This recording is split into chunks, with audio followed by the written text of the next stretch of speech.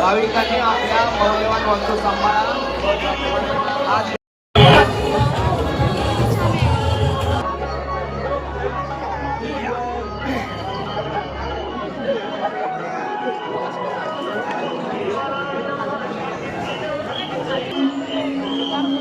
चला ज्यांचं दर्शन झालंय चला हळूहळू पुढे चला.